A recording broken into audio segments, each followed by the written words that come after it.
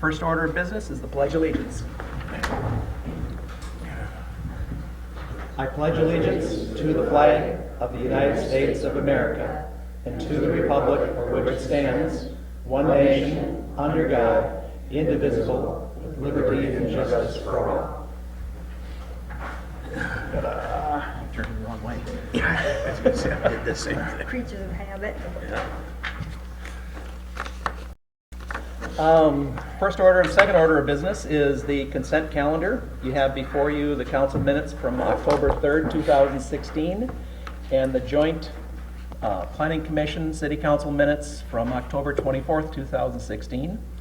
And we have the approval of claims totaling $69,061.03, which includes electronic check 1655E, 1657E, and paper checks 133037 and 133041 through 133105. And we also have the partial payment to Anderson Brothers for the North Drive Public Landing. Is there anything that anyone would like to have pulled off the consent calendar and discussed separately? Councilman Maroney? No. Councilman Schmidt? No. Councilman Williams? No. Councilman Buckley? No, sir. I'll entertain a motion to approve the consent calendar. So moved. Second. All those in favor say aye. Aye. Consent calendar is approved. Our next item of business is open forum, and anyone wishing to address the city council at this time may come forward. Please state your name and address for the record, and then you can speak. Please. Hi, my name is Cara Griffin, 9346 Rolling Oaks Trail, Breezy Point. I apologize, I'm not sure if this is should be part of open forum or part of the agenda, but I do have some questions or concerns in regard to the animal husbandry. I believe there's an approval that's brought forth to the city council this evening, and I just kind of wanted to express my concerns and question the thoughts around the city council. My husband and I, Gary, we purchased a home here in Breezy Point a couple months ago. We understood, we did our research in purchasing that home, that it would be wooded residential. It's 5 acres just north of here. We love the property. We've been so very pleased with the level of law enforcement that we have here in our area, and the ordinances and the statutes and the laws. However, now understanding that there is some regulations or an ordinance around the animal husbandry has us concerned. You know, I grew up on a farm. We had a hobby farm for 14 years. The charm that comes along with that, you know, the hard work, the sustainability of, for ourselves, we had steers and horses that I trained, that I made a profit of. I even received horses from the federal government that I would train and be able to breed and sell those colts. Now to learn that there's an ordinance that allows for individuals that are right next to us to have agricultural or farm animals, along with anyone that would move in or purchase the properties that are for sale, is quite concerning. Whether it's the nuisance around rodents, the smell,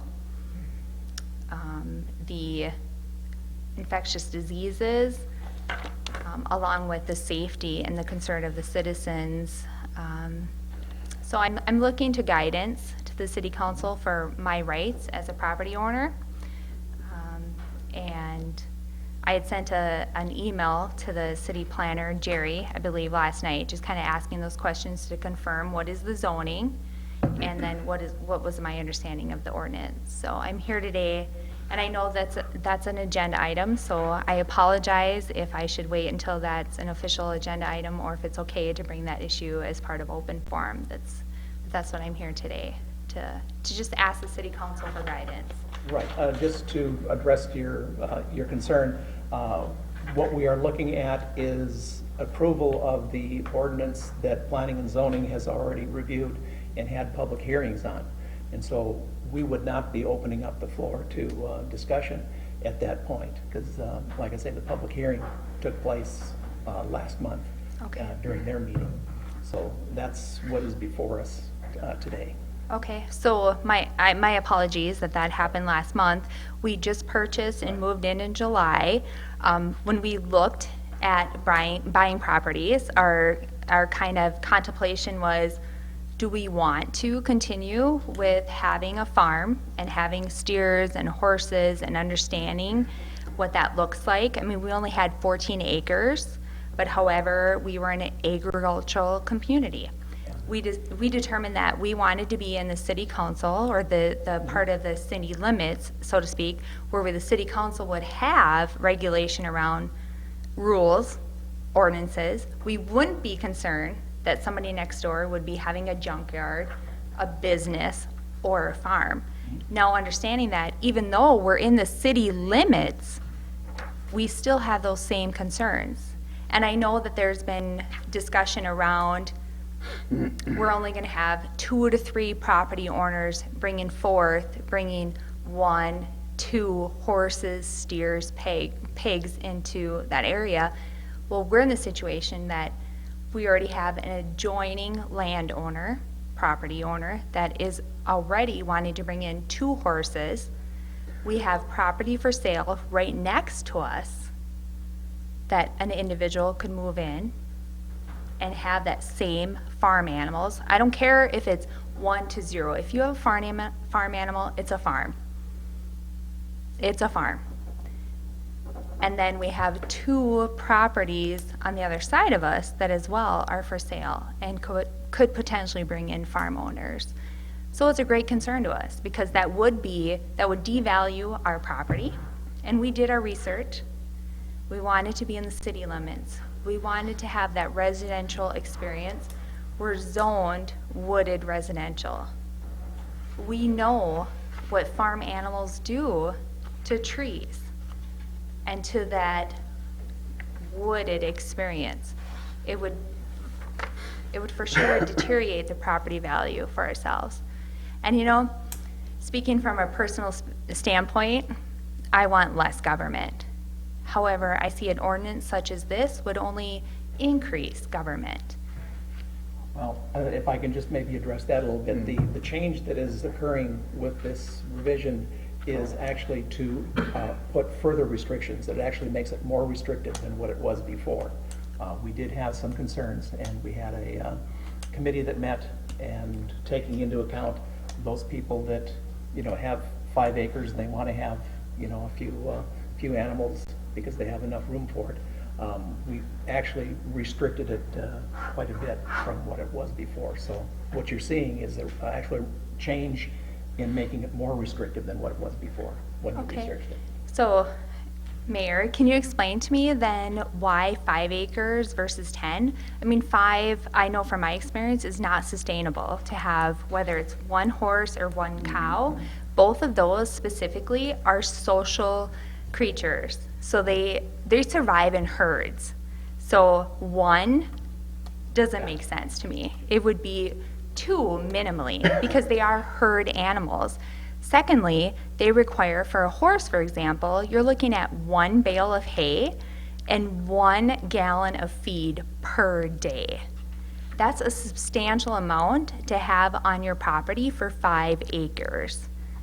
And you have an increase of rodents, so that would be rats, mice. I mean, we already know what has happened this last, I mean, I'm just speaking from, you know, I get it. I mean, my family, I was the youngest of 6 kids. My parents were brilliant now, I know. I mean, I was the youngest of 6. They had a farm, and they spaced us out. They always said they had us kids as a matter of keeping us out of trouble to keep us busy with the farm.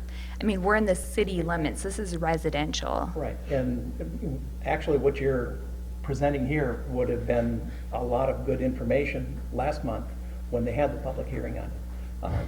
So what you're seeing is the results of the planning and zoning revised the ordinance, And tonight, it's here just for approval. So where did I go wrong as a property owner, not understanding or not doing what I should have done? Because I would have loved to been part of that conversation, you know, to inform so for example, for a horse, you're looking at 50 pounds per day of manure and urine. And if you're in a stalled, actually I see that if the horse is being stalled, that's easy to get rid of in a compost pile, for example.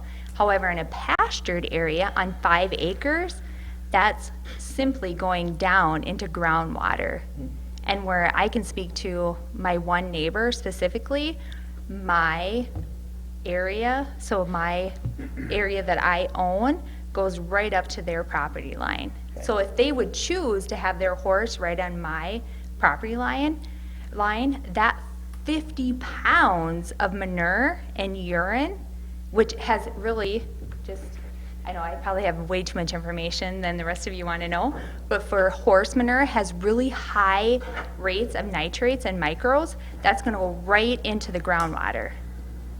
That's a concern for me. And, you know, out of respect for the planner and the zoning commissioner of the Breezy, I'm sure that they've considered that and looked at that and put in regulations around how far the feet of where their manure is going to be in their pasture. You know, I'm assuming that, but that really does open up the city for litigation around contamination of groundwater. Okay. Mayor? Yep. Go ahead first. Unfortunately, the rules that are going to control what's going on next to you are not the ones we're looking at changing tonight. That's already done. I mean, that came in under the old rules. The rules we're looking at now going forward are the ones that will be changed. I don't know if, I would suggest you go to the meeting for the people to get their permits and lobby, so to speak, for stringent conditions be placed on it, like maybe setback from your property line or a certain amount of area per animal, because having this on our agenda today, I did a lot of looking on the computer today, and what you're saying is what I found.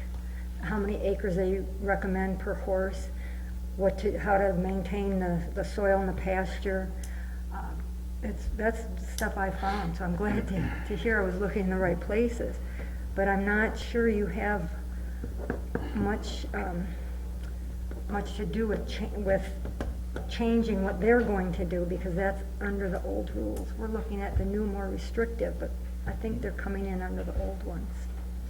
But So you're saying, Councilwoman, that we don't have a lot of rights and responsibilities on our end? They're going before the planning commission, are they Yes, not? on the 22nd. So that's the meeting you need to be at. And you need to strongly state your evidence and facts and hope that the planning commission is going to hear you. And when they deliberate, they may put conditions on that will probably not take away your problem, but hopefully minimize the impact to you.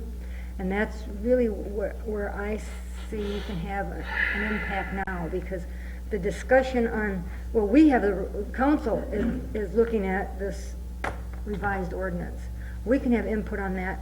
I appreciate your facts and knowledge to help us with that tonight, but what you're potentially going to have next door, that's sort of done under the old ordinance.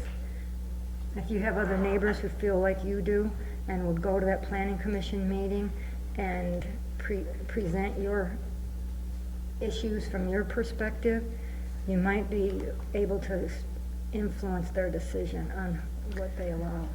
Well, it's really interesting when you bring up neighbors, given that the notice went out to residents that one is a renter. So how much of an investment do they have in the property value? And we have 2 vacant lots 5-acre lots in our area. So, Maybe, and, you know, because they're large lots, the 350 feet probably doesn't go very far as far as telling people. Maybe that's something we need to look at as well. Well, Mayor, Expand just, on that. just as a point of clarification, that 350 is a requirement. The city, and it can use its own discretion and go further than that. And I think in this particular On case, large parcels, you definitely should. they should have, yeah. They definitely should have. The other thing is, I don't want you to leave here this evening. There's two things that were said, and I think they need clarification. One is the P and Z, when they meet on the 22nd, they can reject this application. They don't have to approve it. They can set restrictions that maybe would require the landowner to rethink the whole thing. There are no performance standards per se that are presented in this process. That's kind of left up to the negotiation that goes on. But I think, again, what Diane said is extremely important, that you and your neighbors be there at that meeting on the 22nd to express your opinion. I think the P and Z will listen very intently. I'm overjoyed that you showed up, because you said some things tonight that I haven't heard before. I have been opposed to having animal husbandry in any residential classification, including wooded residential. I just think it's a land use that is incompatible with people who want to enjoy the area that they moved into, thinking that it was non-agriculture. There's plenty of places in Breezy Point where you can raise horses. There's plenty of places in Crow Wing County where you can raise horses. I think personally, urban resident, or a residential area, a zoned residential area is not one of them. I'm sorry that the P and Z didn't have benefit of your testimony that we heard tonight when they were considering this ordinance change, because it might have impacted their final decision. But it was stated that the ordinance is here to be approved. That was a misstatement, I'm sure, because we don't have to approve that ordinance. We can send it back to P and Z for further action. But the difficulty is the ordinance we're looking at is far better than the ordinance we have, because it does restrict further animal husbandry, but it doesn't eliminate it in two residential classifications, wooded residential and estate lots residential, I believe, correct? But I think going to that meeting on the 22nd is extremely important. Crucial. I want to thank you for coming tonight, because what you just said to us means an awful lot to me. I'm not a farm kid. You know, about the closest thing I can get to it is when I lived in a rural community. I could smell it, but I didn't have any business, you know, I didn't have anything to do with raising animals or, you know, whatever. But yeah, there's a lot of things that come into play, and you just identified a whole bunch of them. I appreciate it. well, I appreciate your just being respectful and acknowledging both of Commissioner, I guess I'm used to the county commissioner, but Councilman Williamson and Schmidt. I really respect that you're willing to listen, and I would be more than willing to be a resource. Not only just my years of experience, but oodles of resource. I come with a kind of a public health perspective as well, so I would love to be a resource, and I'm just, you know, I'm disappointed when we searched for property, and we felt pretty secure in knowing that we'd be part of the Breezy, and we were really proud to be part of the Breezy Point City, and within the city limits, and knowing that we came with that security, and like I said, the law enforcement and also the ordinances that followed, and we're willing to take responsibility with now not knowing completely what those ordinances allowed or didn't allow. But when you look at the purpose behind agricultural animals or having them, and the sustainability or the reasoning, that's where I'm really looking at the guidance for the city council as to what your way of thinking was, and then the role that I would play as a property owner. Don't despair. I think you have some good arguments. Take them to planning commission. Maybe you'll prevail. Mayor, I think this would be an opportunity to put in a plug for, we're going to have some vacancies, correct, on the P and Z? We potentially could, yes. There's 2 terms expiring. Yeah, I would keep that in mind because I think your experience and your knowledge obviously would be a great asset. It's too bad it wasn't there when they were reviewing this, well, for the last 6 months, I think they've been. Right, they've been working on it for quite a while. Yeah. And, like I say, the public hearing on this ordinance, which does substantially restrict the numbers of animals that you can have on the properties, and it increases the sizes of the parcels that you are allowed to have animals on. So from that standpoint, it's a big improvement because it is so much more restrictive. The other side that Councilman Williams was talking about is one application that is coming up that will have a public hearing for the interim use permit for that. Right, and I guess I'd like to go on record to say that that puts us in a very uncomfortable situation, that we just moved into the neighborhood and we have our adjoining property that's requesting a permit. Now we have had a face-to-face conversation with those neighbors. However, it's pretty uncomfortable to talk about a difference of opinion or a difference of quality of life. And we all know that when we purchase a property, we intend to remain there.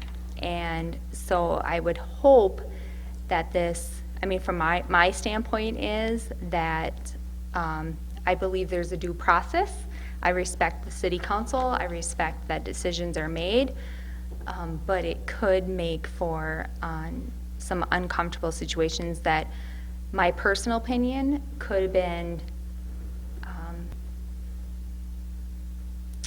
avoided if things were clear in ordinances and regulation around zoning. And that's my personal thought. Well, thank you for coming forward. Mr. Mayor, Yes. I've listened now for a long time. I'd like to make a couple comments if I may. Well, I would like to keep the meeting moving on, but go ahead. Well, I'm going to make a couple of comments if I may, and I'll make them short. Number one, you had a question, and it struck me rather strongly, and I really respect it. You said, what can I do? Yeah, 3 words, get involved.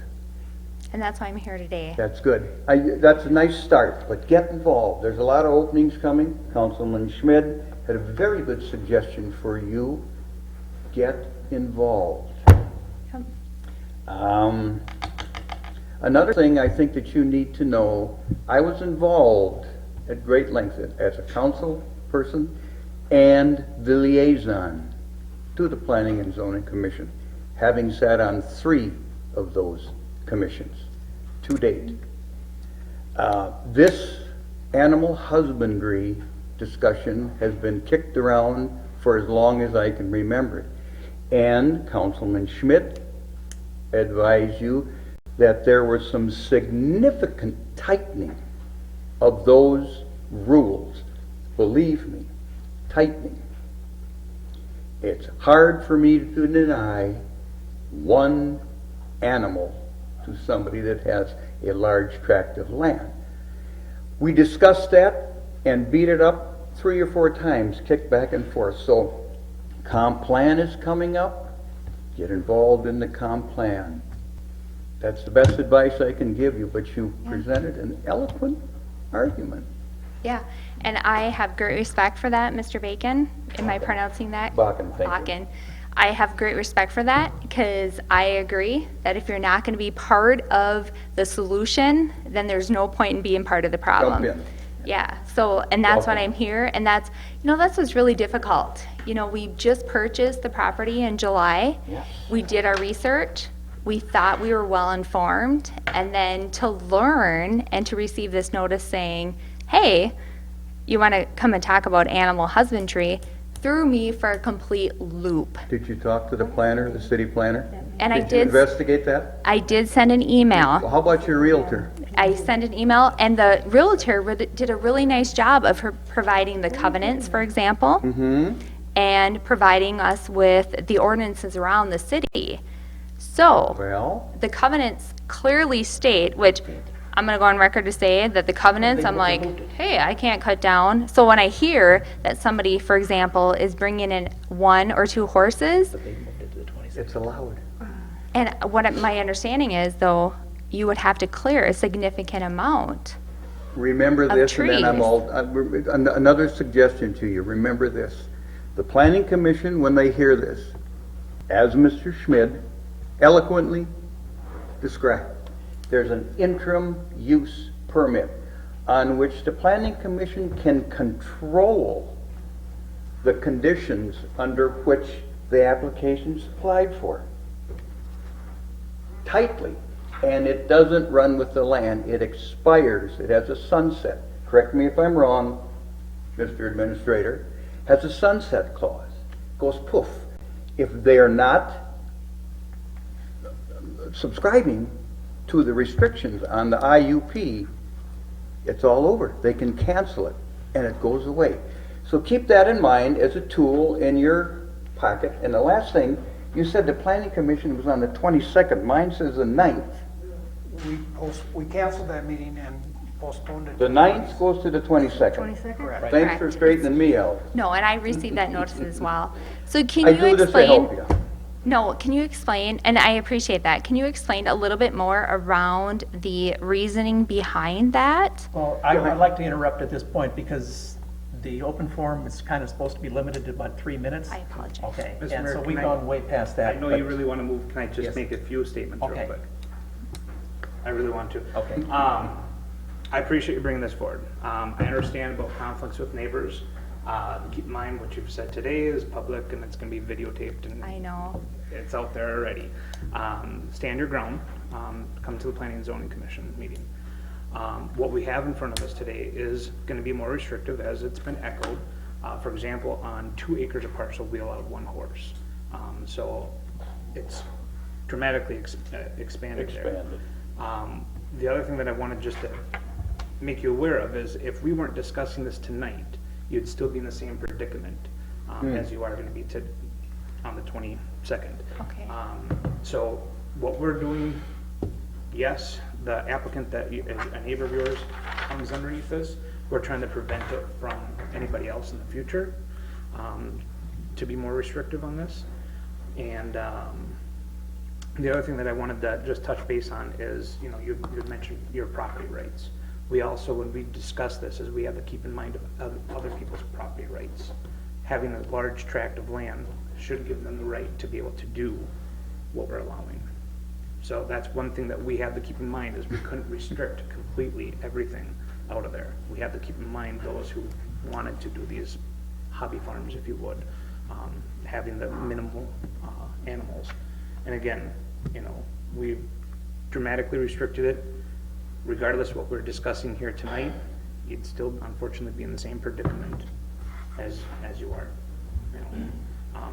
Again, attending on the 22nd will help the P&Z discuss that application and also maybe even reconsider what we have passed, if we do pass tonight, on thinking of more items to add to this. What we do tonight isn't going to be set in stone for the next 5, 10, 15 years. It can be modified, and that's the benefit of being informed, as the Planning and Zoning Commission does. Unfortunately, if we didn't pass this tonight, the next applicant could come in tomorrow and be on the other side of your neighbor, of your property. So, without going into detail of what I'm going to do, that is where my mindset is to prevent this from going further. So that's all I have to say, And Mr. I Mayor. would, you know, I thank you again for coming and we do have to move on. Are you gonna stick around and hear the discussion on the ordinance, proposed ordinance change? And then I wish you would, and then I wish you'd call me tomorrow. Okay, I appreciate that, and I respect everybody's time and input. I understand that a lot of time and consideration goes into this, and I just respect the opportunity to speak my voice. You can get my number tomorrow and call me. Okay, thank you, everybody. Thank you. Yep. Anybody else wishing to come before the open forum? Please do. State your name and address. My name is Lance Kostreb at 29950 Aztec Circle. I just had a question if there is any progress figured out with the plan to tar the roads on that end of Breezy Point that was brought up in August. What street was that? We're going, I live on Aztec. that's the It's the one you brought up in August about tanning that, or tarring that section of. southwest of town. Southwest okay. town, We're yes. going, No, I- we're still going for bid on those. Aztec is part of the roads, right? They haven't, they're Yes. working on plans and specifications. We'll seek bids in March, February, March. Yeah. February, March, then we'll know the price, and then we'll be able to have an assessment hearing and move forward with construction next year. All right. So the Assuming it's a answer to good your price. question is, it's moving forward. It's moving. All right, yes, I was just wondering if anything was going on, because I've seen it's been surveyed and marked out and Yes. things are ready, so I was just curious what was happening. Yes. Yeah, one thing that we kind of decided to do is kind of hold off on the bidding process, waiting to the new year. Contractors get their oil prices, maybe work is a little bit slow, so we can get on the forefront, get a competitive bid, keep the prices low. So that's Alright. why we're kind of in a holding pattern, if you would, a little bit. All right, I was just trying to. Yep. see what was going Thank on. you. Yeah. Thank you. Appreciate it. Anybody else wishes to come before open forum? Anybody else appearing? Open forum is closed. Next order of business is the mayor and council reports. I will have to say that this has been kind of a busy week. Earlier in this week, I did attend a meeting with the National Joint Powers Association to speak about a couple items that are near and dear to our hearts. One has to do with tax forfeit lots. Breezy Point has a very large number of tax forfeit lots on our rolls. Approximately 400 lots within the city of Breezy Point are on the tax forfeit rolls. And you can compare that to 1,200 lots within the entire county of Crow Wing. So we have about a third of all the tax forfeit lots. And we're trying to find out some solutions to getting these things moving. And one thing that did come up here a while back was to be able to come up with some sort of plan where the city could purchase a lot off of the tax forfeit rolls for a very small amount of money, and then we could sell that directly to a group like Habitat, where they could, Habitat for Humanity, where they could build a house on that lot. It would benefit us by getting it off the dead roll and getting onto the active tax roll. The people that do have houses built for them via Habitat are very well vetted, and they have a high chance of success. So that, the outcome of that meeting is to put together a process and a procedure that would allow not only for the city of Breezy Point, for any city within the 5-county area to follow that path and be able to get lots off the tax forfeit roll and get them back into production. And then along with that, NJPA also has a, they basically have planners and people that can work on comp plans, and so we discussed, we're gonna have our comp plan coming up in another 5 years to have that completed, and we're just kind of starting the process now. And so we looked into getting their assistance, what it would, what they would be charging as a consultant for the comp plan. The third item was last Thursday I attended the governor's deer hunting opener, which was, there must have been, gosh, 400 or 500 people there, all dressed out in orange and having a wonderful time eating venison. And a lot of politicians there shaking hands. And it was Kissing babies. kissing babies. So, commissioner reports. Commissioner Maroney. I don't have anything to report on. Okay. Councilman Schmidt. There's a couple items that I want to bring to the attention of the council. Some of it relative to what transpired at our joint meeting a couple of weeks ago, I guess it was. 24th. One is the ability of the city, and I think it was underscored this evening with Mrs. Griffin's testimony.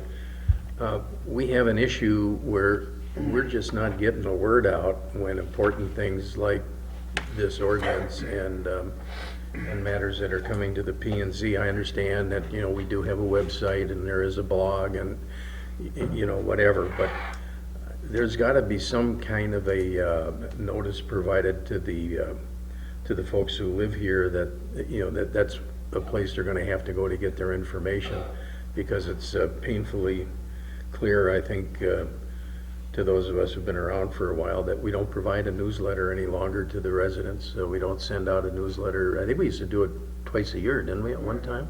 It was the way back, though. Well, Before my time. yeah, I can remember getting a newsletter. I don't know if it was with my tax statement or what, but things were sent to the house, to their post office address.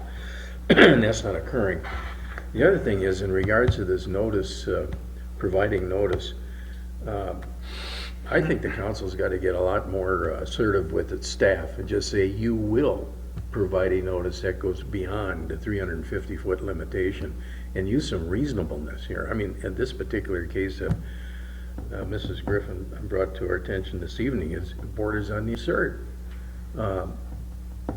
One person lives on that street other than the person who wants to appear before the planning and zoning. That person got a notice. I happen to live in that subdivision. I didn't hear about it until one of my neighbors showed up, and he had gotten a copy of the notice from the Griffins, and he said, what do you know about this? Knew absolutely nothing about it. So what the hell's going on? You have a council member living there, and he's not even put on notice. I don't like getting blindsided, and this is what happened. I think the council's got to get assertive and say, use your noggin, staff. When you've got something like this coming before the P&Z, open your eyes, take a look at what's going to happen, because I can tell you what's going to happen. They're going to have more people coming in now who are going to be upset when this particular project moves along. That's going to take their staff time to try and figure out what's going on. How are you going to solve it? I'm sorry I didn't run again. We can write you in. I already voted. Well, my eyes have been opened on this one, because, you know, when your ox is getting gored, then all of a sudden you take a little different view when it's, you know, somebody on the other end of town that, you know, you don't particularly know the situation. In this particular situation, we can multiply this through our community a number of times. And I think it just has to be dealt with in a more assertive way, and the council's got to have some leadership. Go in and tell the staff what you want to have done, period. I'm done suggesting. Okay. Councilman Williams. You're the mayor. Take the hint. Okay. I don't have anything to Okay. report. Councilman Bakken. I'm speechless. Okay. Not really. No, I'm sorry. Little jest to lighten the mood. I agree with Councilman Schmidt's analogy of or example of the notice. I never thought of it before, but bingo, it did click when your little explanation, Mrs. Griffin, it really did. I totally agree with that, and I would hope the council would. I don't know what the answer is. You know, how far out do you run it? But I would agree it's got to be shotgunned a little better than what it is. Lastly, as far as reports go, the joint meeting, Commissioner Schmidt discussed that. For those who are here, the council has made an effort to have more meetings with our Planning and Zoning Commission, a more cohesive unit, and I applaud that. In the three that I went through, it was not done, and we did what we were directed to do, and that was it. But I totally agree with that. Lastly, I received a letter a week or so ago, 7, 8, 10 days, and I did. Kathy has a copy of that letter. I'll be very, very brief. It's from a gentleman, family who lives on Shoreview Lane, which is where I live, concerning the speed limit on Shoreview Lane, additionally on Breezy Point Drive, which makes a U running through from west all the way to the east and back out the front gate. To get that speed reduced, safety hazard is their contention, and there's an organized movement to bring that to the council in the spring. I just want you to know about it, and Kathy's got a copy of the letter if you'd like to see that. I'm sure she can furnish that for you. That's all I have to say, Mr. Mayor. Okay. Thank you. Our next order of business is Commission and Committee reports. We have Planning Commission Ordinance 1604, which is the animal husbandry revisions. There's quite a bit of information here. In summary, basically, the general changes would require a minimum of 5 acres of animal husbandry. The 5-acre standard would be an interim use in the districts of urban reserve, wooded residential, and estate lots residential. In the urban reserve, the animal husbandry would have at least 10 acres or more. The hearing at the Planning and Zoning was not unanimous on this. That larger animals, particularly cows, swine, would be acceptable in the wooded residential and estate lot residential. And there were 2 districts classified as residential that it was felt that these districts should not have animal husbandry at all. Others felt that there was room for this use on the larger parcels, particularly given the use would require an interim use permit. The commission adopted the ordinance 1604 by a 4-to-1 vote. Those that worked on this felt that it was a good deal of compromise and understanding about the needs of the people on both sides of the issue. I'll entertain an ordinance to entertain a motion to accept ordinance 1604, and then we will have some discussion. So moved, Mr. Mayor. Is there a second? I'll second. Been moved and seconded. We'll start with Commissioner Maroney. Again, what we have in front of us, it looks like it's more restrictive than what we currently have today. My one question that I have, reviewing this, the front of our packet of this information, in the urban reserve district, animal husbandry would be allowed use with 10 acres or more. Okay, I understand that. But if we go into the strikeouts, modifications, page 3, section 9 reads on to say 153.037 urban reserve animal husbandry, that's number 2, animal husbandry of 1 animal unit or less per 5 acres on parcels 10 acres or more. That coincides. But the very next section, section 10,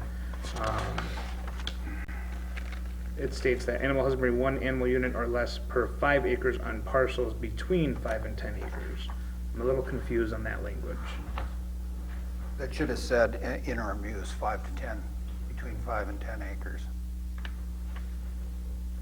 It's an allowed use for over 10 acres. It's an interim use between 5 and 10 acres in the urban reserve district. Okay, so section 9 is anything over 10 is just a permitted. It's allowed. Yeah, it's not Okay. permitted, it's allowed. Allowed, sorry. Okay, section 10 is interim. So the table is actually correct. The table's correct, yeah. Okay. I guess I just didn't write it correctly. All right, that clarifies that, thank you. Nothing further to add. Councilman Schmidt. This ordinance is more restrictive, however, it goes against what I've been preaching for months now, and that is, it should not be a permitted use under any circumstance, under any kind of permitting activity in a residential zoned area. And for all the reasons that was stated in the open forum. I know I didn't move into my area with any possible thoughts that somebody could put a horse or a pig or a cow on the lot next to me. Couple of things. How will the new animal husbandry ordinance affect pets and livestock section of the ordinance? The pets section could, well, it does change with the kennel language being an interim use permit. If there is, well, we had discussion about like pot-bellied pigs and things like that, and Planning Commission chose not to include that at this time, but if they did include it, it would go into the animal section, which is section 90 of the code. We didn't get into rabbits and those sorts of things specifically. There is a clause, a list is not inclusive of animals of similar nature will be defined using references from the units expressed within. So there's sort of this gray area in between that was there purposely to try to deal with any of these sort of odd things. What about in section 90.12, dealing with kennels? Are kennels allowed in all the districts? Kennels are allowed in all well, it's not listed in the chart, so therefore it probably is. But we had a problem or a conflict in that kennel said it required a permit, but it didn't say what kind of permit or where they'd be located or what you'd have to do to get a permit. And so this was our means of clarifying that, making it an interim use permit. 90.30, in regards to stables, are they only going to be allowed in urban reserve area? I don't recall that one, Otto. Well, maybe something we should look into, because if one can assume that somewhere along the line, a person is going to get a farm animal, they've got to be sheltered somehow. Right. I would assume a stable would cover that classification of sheltering a farm animal. I'm not disagreeing with you, I just don't have 90.30 in front of me. Yeah, I don't either, I'm sorry, I didn't bring my code book. But I was reviewing it today, and that's one of the questions that popped into mind. I thought this would be the forum to bring it up. The other thing is, in reviewing that ordinance, there's a lot of interesting things in that ordinance book of ours. For example, a person raises a horse. Can I assume that they're not raising it just to look at it? They're probably going to want to ride it somewhere. I noted in our ordinance that evidently you can ride a horse anywhere in this town as long as it isn't ridden at night. Okay. In other words, you can take it on the street, correct? I don't know of anything prohibiting For prohibiting it. Yeah, in other words, if I owned a horse and I wanted to ride that horse all over Breezy Point, I could do that. Well, strange as it may seem, and I said I'm not a farm kid, but I've been to a lot of parades. Guess who follows the horses? 90.4, the chicken, the infamous chicken ordinance, does that just go away? No, that stays. That's for smaller parcels. That's not domestic raising of farm creatures, so to speak. It's just a chicken permit in any district. Okay, so the whole discussion regarding the interim use in wooded residential and estate lots residential, that's not controlled by the chicken ordinance? No, in this ordinance, we're talking about up to 50 in a 5-acre parcel. With a chicken permit, you can have 10 if it's over 1 acre or 6 if it's under an acre. Uh-huh. So the ordinance we're looking at would allow for 50 chickens Per 5 acres. per 5 acres. Correct. So if I had 10 acres, 100 chickens? Potentially, yes. And is there any restriction on roosters? Not specifically, but it is a condition that would be imposed, or could be imposed, I should say. Well, but that goes without saying, there's a lot of conditions that can be imposed. But when we discussed the chicken ordinance, there was... Oh, in the chicken permit, there are no roosters allowed. Correct, but... Right. In this I recall ordinance, excuse me. we're not calling this out in this ordinance. Well, I understand, but that's my point. When we were talking about the chicken ordinance, those of us that were around when that took place, there was a lot of good reasons for not allowing roosters. Correct. So you're saying is that we're not going to address that issue in the new ordinance. We're going to leave that open to chance, depending on how the wind blows with the P&Z.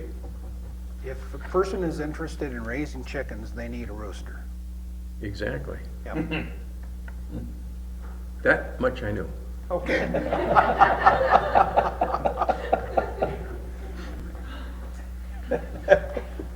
I also know that if you're raising chickens, potentially 50 on a 5-acre lot, 100 on a 10-acre lot, and you do have a rooster, your lifestyle kind of changes because you're getting up with the rooster. Now, that would have to be their choice, I would assume. And the neighbor's choice, I would assume. Yeah. Okay. I think there's still work to be done on this. The other thing that Diane mentioned earlier, and I think that's an assumption we make, and wrongly so. We are saying 5 acres, but we're not saying anything, and Diane, if I'm stepping on your thoughts, excuse me, but I think she brought up a valid point. We're not saying that entire 5 acres, that animal's gonna have the run of that place. That's up to the person coming in for the permit. He or she may decide that they're gonna keep a horse in a, what would they call them, a ring or a stable area, or I don't know what they call it, when they just keep it in a small confined area and they don't open it up for 5 acres. I don't think that's humane. But again, I'm not an animal husbandry expert, like we heard from earlier this evening. Another concern I have is what kind of a discussion took place when the P&Z was considering this ordinance about confining. I can speak to that a little bit, Otto, if I may. Yeah, I'd like to hear it. The essence and what it boiled down to was the interim use permit. I remember very distinctly, it kicked around like a football, back and back and back. It went on for a long time. And when it came to the old liaison sitting over here, it's so simple. Mm-hmm. And we've all discussed that. It's so simple, as I explained to Mrs. Griffin. They present what they want to do on X amount of land, and the learned planning commission listens to that, and what they're going to do with it is what they've got to tell the planning and zoning folks, Otto. And it's so simple. We get so wrapped up in the details.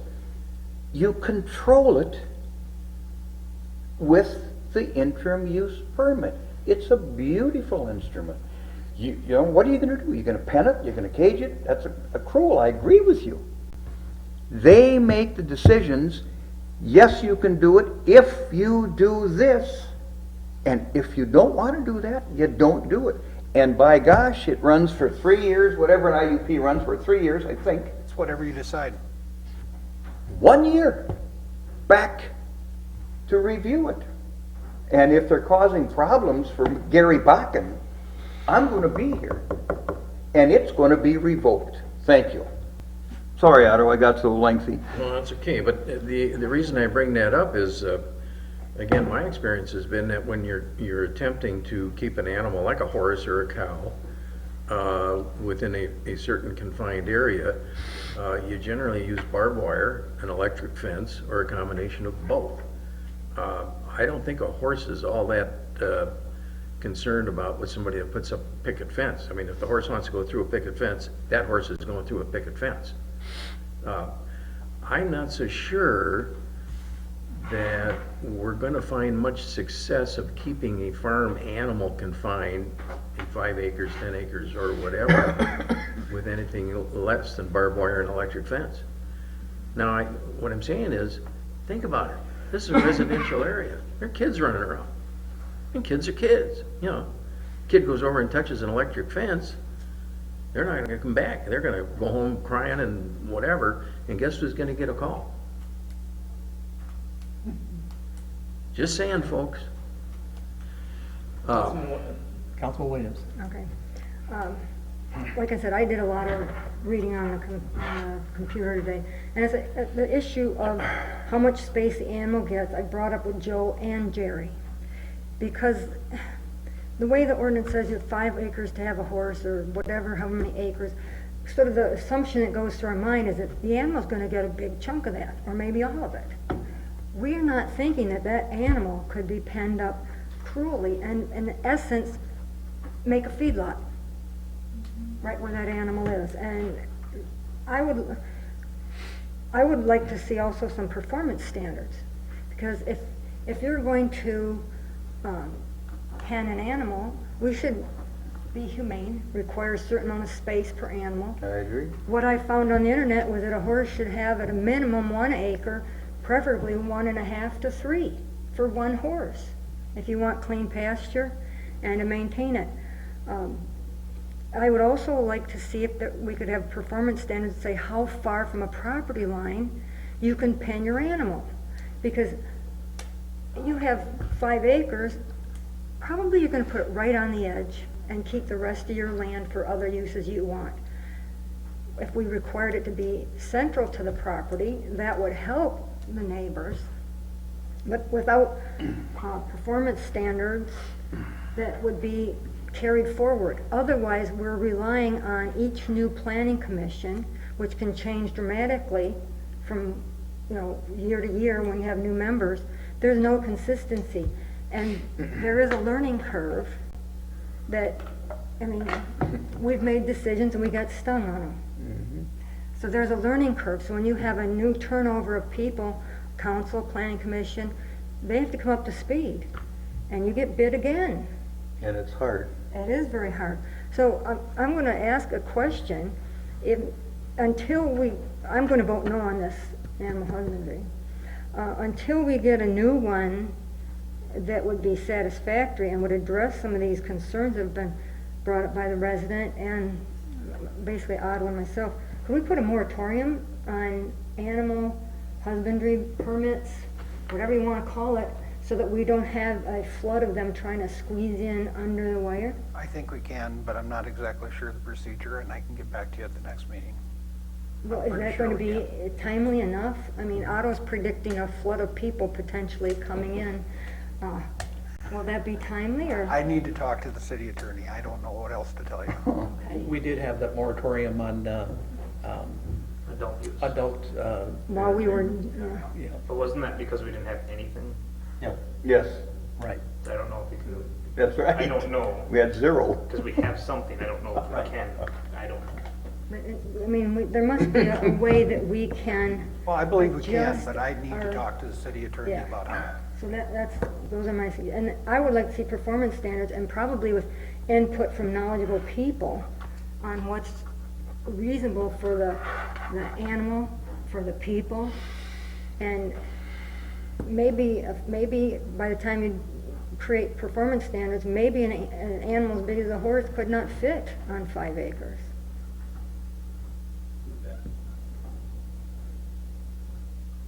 Councilman Williams, Mr. Mayor, if I may, and Gary, if I may interrupt before it goes to you. Cool. Well, I have nothing to say. Oh, yeah. Yes, yeah, I'm He waiting. already had time. Oh, that's right, you did. In the matter of not voting for it, could we, just to throw this out there, could we always pass this to get a restrictive, then put a moratorium on it? Can't say it right now. So Joe can look into it, that way we get the more restrictive policy. Run in that there. by me again. You're saying accept it in Except- residential? Except to get the more restrictive policy than what we have, just in case we can't put the more, I'm not gonna say it right now, moratorium, Moratorium. we got the M word. If we can't put it on until the next meeting, that leaves a whole month, so if we put a more No, restrictive on. I don't want to pass a bad ordinance just to be expedient. Okay, understood on that one. On the other thing too is that you'd mentioned, the livelihood of the animal, what kind of care would be given. Right now, we don't do that for dogs or cats. You know, And what- maybe What line do we start looking at an animal? Maybe that's something to look at. So, I don't know, but I think you have humane treatment of animals is an important thing. Mr. Mayor, can I say something now before we call for the roll? Go ahead. I'm not sure what I want to say. I'm going to vote yes for this. I know the work that went into it. I know the deliberation that went into it, the sweat, the fighting. Councilman Maroney knows well. I'm going to vote for it. I'm agree with the compromise there next month, but I'd like to see this go into effect so we don't wind up with other people running in here, get it in place, and then if we're going to nuance it, or if the P and Z is gonna nuance it, and we send it back to them for those, what Diane wants, all well and good. I'm not against that. But there's been enough work on this, I vote. I'm ready for the call to roll. Can we amend this? Is there a chance to make a change to the ordinance as proposed? What are you suggesting? Remove the What she's residential. suggesting, can you amend it? I'm saying, Yes, but specifically, there's a lot in here. remove the residential districts. If you guys vote on it, yes. So I can make a motion to amend it to remove the 2 residential districts? You've got a motion already on the floor. Motion's on the floor to Motion's accept on it the as written. floor. Can I amend that motion, or do we need a new motion? Your people that made the motion have to agree to it, or that you vote it down and you do a new motion. And You can then move to amend, right? they have to let me, apparently. I don't think so. I think you can move to amend the motion. No, you have a motion on the floor to I have don't it know. I don't know. as written. That's the motion on the floor, so we would have to, No, how do you ever amend a motion? You don't, then it's a brand new motion. that you have to have a new motion, yes, to, Then it's not an amendment, it's a whole new motion. You're the judge. I don't remember. I think I'm in agreement with Tom, but I'm not really sure. I would have to, but because the motion was made To to adopt the ordinance as adopt the written. ordinance as written. Okay, so we either have to say yea or nay on that. And then if we would like to reconsider it, to have it amended to exclude the residential, the 2 residential areas or whatever it was, then that would be another motion that we would go through all this again. Okay, and then, let me clarify something then. Then later, if we decide that maybe that was too drastic for certain people, it could add those residential ones back in, right? It could, yes. Okay. You can change ordinances as many times as you want. Okay. I think we're wrong about this amendment, otherwise you'd never have an amended motion. If every time you want it, you have to have a brand new motion, you'd never have an amendment to a motion, the way you're saying it. There's no way. And I think that's not right. I think motions can be amended. I still think you can do that, but You- I think you have to get the people that made the motion to Right. agree to the amendment. So do I need a motion to find out if they'll vote to agree to have their motion amended? I don't know. Call the judge. It gets complicated. I think the easiest and the straightforward way to do it would be to vote this one down if that was so desired, and then have another motion to I'm gonna eliminate. withdraw my second. Withdraw your second? Yep. Okay, so, are you gonna? I'm not And then gonna you're second gonna, it. you made the motion, correct? I did. Okay, do you want to withdraw your motion? No. It dies, there's no second. Well, there's no So then it second. dies. So then I'm it dead. dies. Okay, here we so go. now we Let's will, let's amend it. Entertain You a, following all this? yep, no, that's, that's by withdrawing the second, basically that Bingo, done deal. takes you out of the picture. So, I'll entertain which districts did you want removed? Those 2 residential ones. The wooded residential and the estate lot? Otto's probably got the wording more than I do. The 2 residential The two lots that you wanted out of residential there. State lots residential and wooded residential, the only ones where it's allowed by an interim use permit, correct? Okay. Yeah. That would be the The wooded residential and the estate lots residential. So I'll entertain a motion to approve ordinance 1604 as amended to remove wooded residential and estate lots I'll residential. make the motion. I'll second. Motion, second. Discussion. Councilman Maroney? Anything? And again, just to clarify, your urban reserve, which is 10 acres or more, is a allowed use. You want no interim use permit on there. That is what you're asking for, Dan. Oh, I'd go for that to be an interim use on there too. But that's not what you made. That's what we're trying to get out, is right now you have just removed the 2 residentials. Well, I would take an amendment to my motion that does that. You having fun with this, Kathy? Okay. So is there So a the, withdrawal of the motion? so No, we just, the motion would be to require interim use permit in the urban reserve with 10 acres or more. That's the amendment to the motion, I guess. I Okay. don't know which one. Okay, so the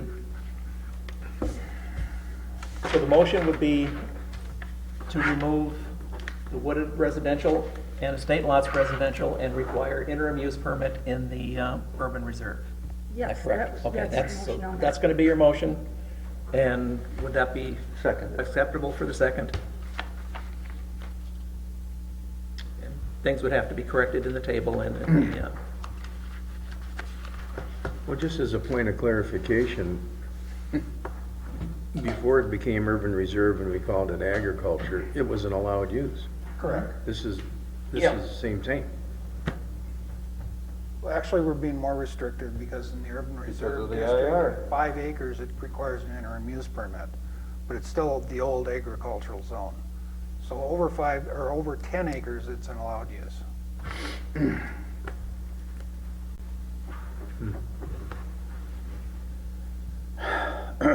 Yeah, I guess I can accept that, vote it up or down, see what you think. okay, so we're clear on what we're asking for? No. No. Rephrase, reread it. Reread it. We're excluding urban reserve and estate lots residential, and then we're doing what? No, we're not excluding urban reserve. The wooded residential and estate lots. Okay, I'm sorry. Wooded residential and estate lots is And what what we're... happens in urban reserve Interim use. for everything? Correct, yes. Okay. Okay, That was my understanding. I understand. okay. Further discussion? Councilman Maroney, start there.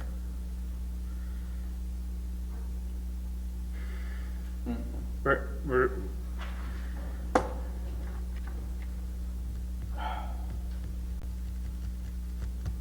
come back to me. Okay, Councilman Schmidt. I'm okay with the, if that's what the desires of the council majority would be, I'm okay with it. Councilman? I'm okay with that. Councilman Bakken. I'm not okay with it. I go with what wooded residential and the other interim use permit, 5 acres, period. Okay. What we came to the planning commission.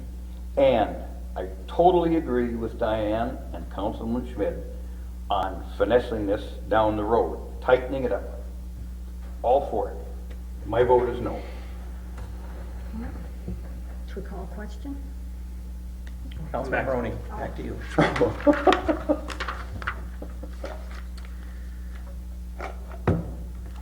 By allowing on a 10 acre or more in the urban reserve,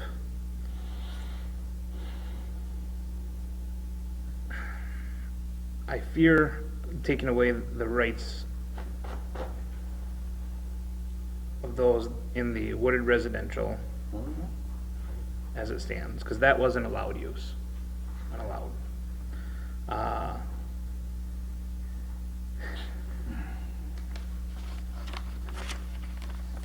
In both areas, they were either conditions or allowed. We greatly reduced the amount of animals that could be on a parcel. We expanded the amount of parcel that we could put it on to 5 acres. I'll agree with Gary as what he agreed with Otto and Diane is we can be more restrictive. I think we can get there. I don't agree with putting it back to the planning and zoning. I think we can either do that ourselves. I think we could call a workshop with both groups. And I think we can involve more public opinion on the matter. Do I necessarily want to pass anything? No, I'd love to just not do anything, but I'd like to put something on the board to restrict it more. So Joe can talk to our lawyer. We can put a I can't say it. Moratorium. Thank you. We can ask for that to be put on as soon as possible, and we can come back to the table. That's my stance. You can call the question. Okay, we're gonna call the question as far as accepting ordinance 1604 with the amendment of removing the wooded residential and estate lot residential and requiring interim use in the Urban Reserve District. All those in favor say aye. Aye. All right. All those opposed? No. Opposed? I'll vote aye. So we'll accept that as amended. And we will institute another round in revisiting this in planning and zoning to get more input on other restrictions that we may want to see in there as far as standard boilerplate, like for housing on large animals. Mr. Mayor, may I put through a motion? Yes. I'd like to put a motion that in January, February, we meet with the current council, current planning and zoning, and hash this out in a workshop, a public workshop. Yes. And not have it just go to planning and zoning. Second. Okay. I'll go with that. I'll even third that one. Otto, good. Because you'll be there. It makes You know what? sense. There's gonna be some openings on planning and zoning. Yeah. Come on, Otto. Get involved. Get involved. Yeah. Tom, do you want to call a vote on I was going to say, further discussion? Councilman Schmidt, or Councilman Williams? No, doesn't affect me really. Councilman Baca? No, sir. Okay, those in favor? Aye. So moved. See, you've affected change already. See how easy that was?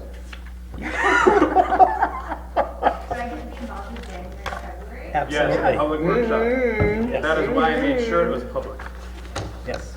Mayor, I just want to say that I think those who worked on this ordinance are to be congratulated for no other reason, and it brought to the fore a lot of things that I don't It think has. we would have It's a heard. work, But I it's a also work feel in they progress didn't like everything have else. the benefit of the information we received.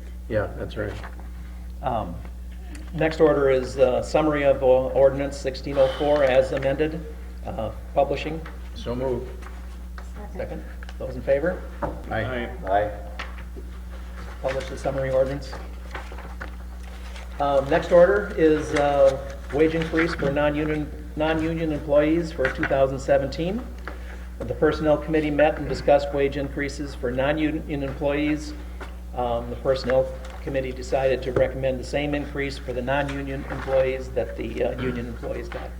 Consideration for, I'll entertain a motion to approve the So moved. 3.5 increase. Discussion, Councilman Maroney? I'd just like it to be known that when we passed the union contract for the police, there was give and take on both sides. And I believe, I hope I mentioned this last year as well when we went through the 3.5%. I believe we've come out ahead on the police union contract when we agreed to the 3.5 for the 3 years.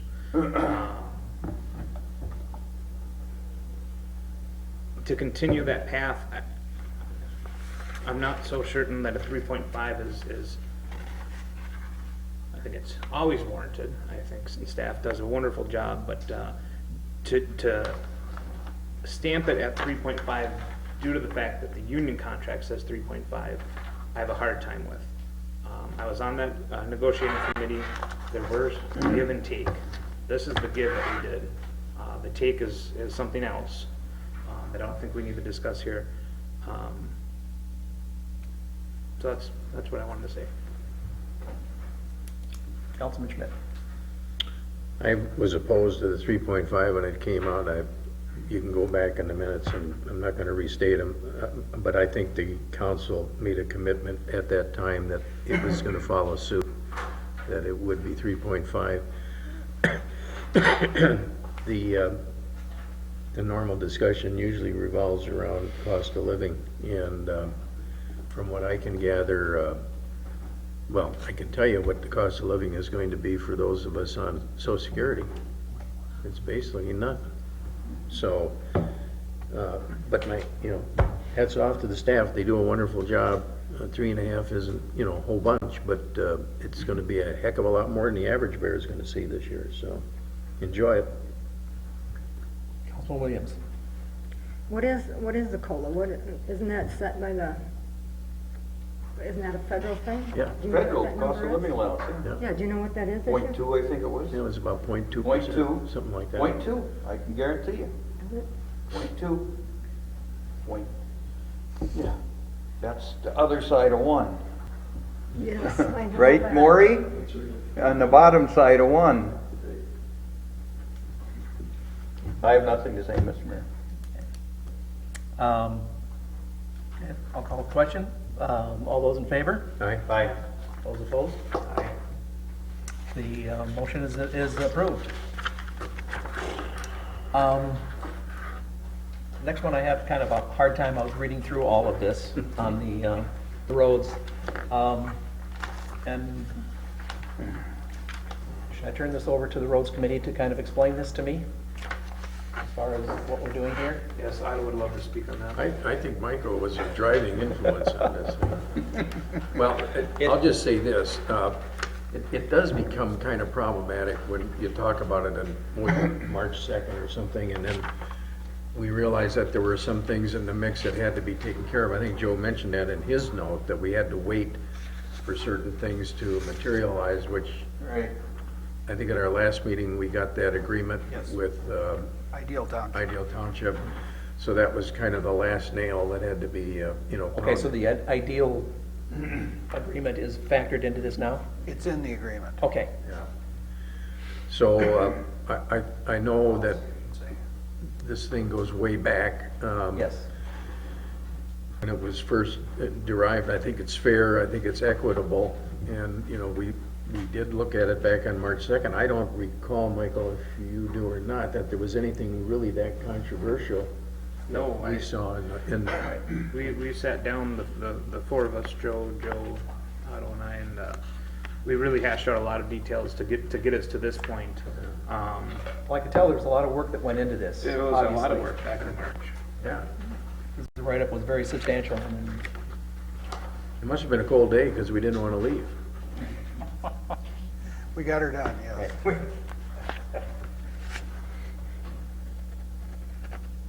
Okay, so we're looking at a motion to accept the changes to the assessment policy. I would move. Second. Further discussion, Councilman Maroney? No. Councilman Schmidt? No. Councilman Williams? Yes. Okay. I have a question under Part 3D, 7, 8, and 9, and 10. Should they be placed in the definition instead of just under the shared roads? I don't know. That's in the shared road agreement. Yeah, I don't know. There are definitions in the shared road Yes. agreement? And then, very last page, there's a typo. Under historical paving and truck, Okay. Glad you caught that. I think it means trunk, Probably, but let me look. sanitary sewer. And then, you have a definition for, basic overlay, but then later in, I don't know what the heck number this is, 4C4, use overlay or mill and overlay. It's not, plain overlay is not defined. I think, do you mean basic overlay there? Don't we have, It's on page 5. we have a basic overlay and a mill and overlay? Is it just the language in the, Yeah, but up here you just call it an overlay, not Oh. basic. okay, I can Well, put It's basic picky, in. it's nitpicky, but, All right. and then, I spoke to you today, I forgot what we sort of discussed on the chip seal needs a definition, because that's different than a basic overlay and a rebuild and a mill and overlay. We don't talk about chip seal at all in this document, and so that would just be adding something that we're not referencing. Well, that's why I wondered if we should put that that's not charged. Well, we don't charge for pothole repairs either, and that's general maintenance, so I'm not really sure where you want to draw the line. And crack sealing and all sorts of things. All right, those are my questions. Okay. Did you want those in there, or does the council in Yeah, general? that's something we don't charge for. I mean, No. that's just part of road maintenance. Correct. Chip sealing, Yep. crack filling, pothole filling. So could people come in and say they want their street chip sealed? They could come in and ask for it, that doesn't mean they get it. You know, we've got a schedule of those roads we're doing on a regular basis. They're done both by the quality of the road And I know it was to prolong the life of the roads, but, It's is something we it do. like a thrown away thing if you do it on a different road, like say Bushman, or, you know? We've looked at the roads, we've looked at the quality of the roads and the age of the roads, and we've tried to do a chip seal on those roads that would benefit from them. It's kind of a schedule thing. It's I also. know, based on yeah. the age, you're Right. trying to get more than 20 years out of the road, I know Right. that, but has it ever been done on a road that maybe was not in that strict age criteria, and did it get a benefit from it? We've only chip sealed for 3 years now. So I would say probably not, but then again, I'm not really sure how to define or quantify all the roads we've done. Public Works have looked at them, these are the roads they've recommended. And then somewhere in this stuff, it says a lot abutting a collector road on the corner will be assessed for the second side at 50%. Where is that in here? Because I saw it in here, point 19. I didn't find it in here. But that doesn't seem right, because they're not, anybody who's on a collector is not charged for the collector, so why should they only kick in 50% when it's their other street? That means they're getting 2 streets paved at 50% on one. Well, we did talk about that, and there wasn't a desire to change the policy. Joe, if I remember correctly, we discussed that those who live on a collector road are dealing more with the I don't want to say nuisance traffic, but the heavier traffic. So that's why we kind of came to the agreement that if they're living on a collector road, we kind of give them that benefit of the doubt. We give them the benefit. There wasn't any doubt. That's true.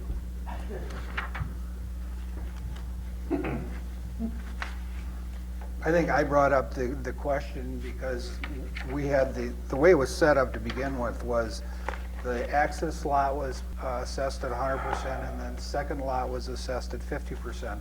Changing it to the first improvement and the second improvement then implies a corner lot. Yeah, Yeah.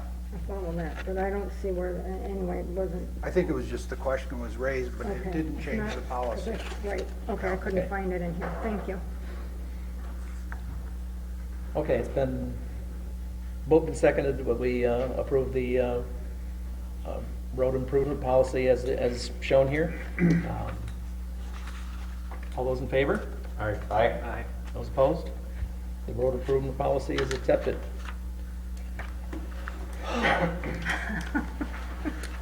That ends the council meeting for tonight.